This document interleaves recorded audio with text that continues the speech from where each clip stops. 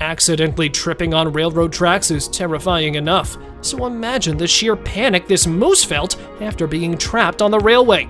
The moose, weighing a whopping 700 pounds, had thrust its leg into the railroad track, accidentally getting it stuck in an awkward position.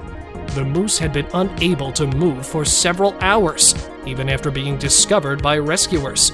This is because this mighty animal could injure itself and everyone around it if spooked, so the rescuers had to proceed slowly.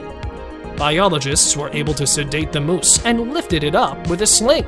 This step alone was difficult due to the moose's weight and size, but luckily, everyone in the scenario got out safely.